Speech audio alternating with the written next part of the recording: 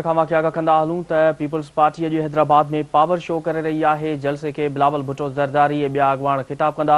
हटड़ी bypass ground ते जलसे जूं तैयारियूं मुकमल कयूं वयूं आहिनि। पिंडाल सजाए 100 फुट डिघो स्टेज तैयार कयो वियो आहे। वाक़िया करे रहिया आहियूं त पीपल्स पार्टी अॼु हैदराबाद में पावर शो करे रही आहे। जलसे के बिलावल भुट्टो ज़रदारी ऐं ॿिया अॻवान ख़िताब कंदा। हटड़ी बाईपास ग्राउंड ते जलसे जूं तैयारियूं मुकमल कयूं वयूं आहिनि। पेंडाल सजाए 100 फुट डिघो स्टेज भी तैयार किया वियो आहे।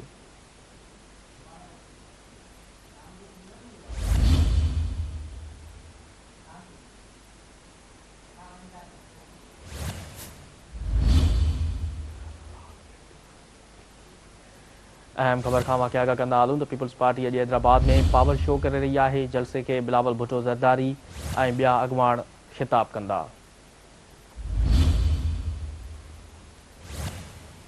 हटड़ी बाईपास ग्राउंड ते जलसे जूं तैयारियूं मुकमल कयूं वयूं आहिनि। पेंडाल सजाए 100 फुट डिघो स्टेज तैयार किया वियो आहे। वाक़िया करे रहिया आहियूं तो पीपल्स पार्टी अॼु हैदराबाद में पावर शो करे रही है। जलसे के बिलावल भुट्टो ज़रदारी ऐं ॿिया अॻवान ख़िताब कंदा। हटड़ी बाईपास ग्राउंड ते जलसे जूं तैयारियूं मुकमल कयूं वयूं आहिनि। पेंडाल सजाए 100 फुट डिघो स्टेज तैयार किया वियो आहे। अहम खबर का वाक़िया कर रहे हैं तो पीपल्स पार्टी अॼु हैदराबाद में पावर शो करे रही है। जलसे के बिलावल भुट्टो ज़रदारी ऐं ॿिया अॻवान ख़िताब कंदा। हटड़ी बाईपास ग्राउंड ते जलसे जूं तैयारियूं मुकमल कयूं वयूं आहिनि। पेंडाल सजाए 100 फुट डिघो स्टेज तैयार कियो वियो आहे।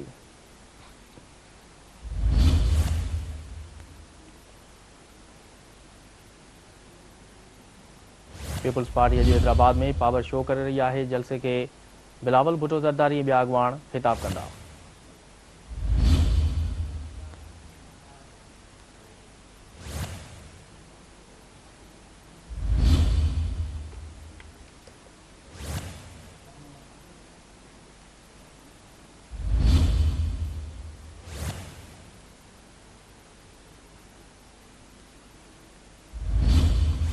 हटड़ी बाईपास ग्राउंड ते पिंडाल सजाए वियो 100 फुट डिघो स्टेज भी तैयार किया वियो आहे। अव्हांखे आगाह कंदा हलूं तो पीपल्स पार्टी अॼु हैदराबाद में पावर शो थी रहियो आहे। बिलावल भुट्टो ज़रदारी ऐं ॿिया अॻवान ख़िताब कंदा। हटड़ी बाईपास ग्राउंड ते पिंडाल सजाए वियो 100 फुट डिघो स्टेज तैयार कियो वियो आहे। अव्हांखे आगाह कर रहिया आहियूं तो पीपल्स पार्टी अॼु हैदराबाद में पावर शो करे रही है। जलसे के बिलावल भुट्टो ज़रदारी ऐं ॿिया अॻवान ख़िताब कंदा। हटड़ी बाईपास ग्राउंड ते जलसे जूं तैयारियूं मुकमल कयूं वयूं आहिनि।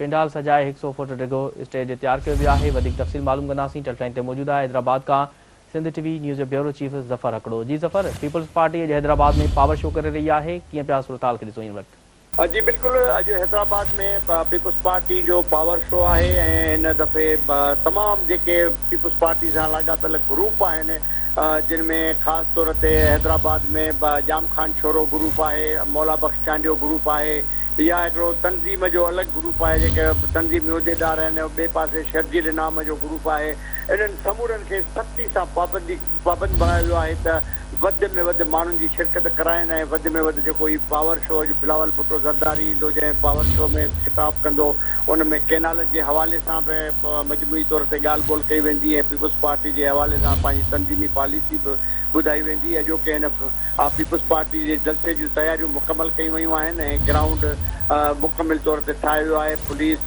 जा जवान ऐं जेके ट्रैफिक जा जवान आहिनि, उन्हनि जो रूट जेके ठाहिया विया आहिनि जलसे गाह जा, उहे रूट बि हुते जेको आहे तय कया विया आहिनि। हुते हिन वक़्त खां वठी जेको आहे पुलिस अटल मुक़ररु कया विया आहिनि। जॾहिं त मुख़्तलिफ़ शहरनि मां, हैदराबाद जे आस पास वारनि शहरनि मां तो काफ़िलनि जी रवानगी शुरू थी चुकी है। काफ़ी काफ़िला हुतां निकिरी चुका आहिनि ऐं पीपल्स पार्टी जो इहो चवणु आहे त हीउ जेको जलसो आहे हैदराबाद वारो, उहो मक़ामी लेवल जो हूंदो, हैदराबाद सतह ताईं हूंदो। हुनखे सॼी सिंध जो जलसो न करार ॾिनो वञे, छो त हैदराबाद रीजन जा जेके ओसे पासे वारा शहर आहिनि, सिर्फ़ु हुतां ई माण्हू आंदा वेंदा ऐं जेको ही जलसो आहे उन जलसे जे हवाले सां पीपल्स पार्टी जी क़यादत राति देरि ताईं जलसेगाह में पहुती हुई ऐं जलसेगाह जूं जेके तयारियूं हुयूं उहे मुकमल कयूं वयूं आहिनि ऐं अॼु शाम जो जेको हीउ जलसो थींदो हटड़ी बाईपास वटि हिकिड़ो वॾो ग्राउंड आहे जिते तक़रीबन सियासी जलसा कराया वेंदा आहिनि उन जलसे ते उन हटड़ी जलसे जी टाइमिंग कहिड़ी पई ॿुधाई वञे शाम जो? हूअं त शाम जो 6 बजे जो टाइम मुक़ररु कयो आहे बहरहाल हीअ राति थी वेंदी ऐं 8-9 थी वेंदा छो त जेसि ताईं हिकु त सख़्तु गर्मी वारो माहौल आहे हैदराबाद में सख़्तु गर्मी आहे ऐं उन खां अलावा जेके कारकुन परे परे खां ईंदा उन्हनि जे अचण जे सिलसिले में बि ऐं जेको उन गर्मीअ जे करे उन्हनि टाइमिंग रखी त 6 बजे आहे बहरहाल जेको ॾिठो वञे थो त प्रोग्राम में जलसे में कारकुन ईंदा या जेका मर्कज़ी क़यादत आहे बिलावल भुट्टो समेत जेके पीपल्स पार्टी जा लाॻापियल अॻुवान उहे ईंदा त हीअ राति जो 7 या 8 बजे जलसो शुरू कयो वेंदो। जी ठीकु आहे ज़फ़र हिकिड़ो तफ़सील ॾियण लाइ वॾी महिरबानी।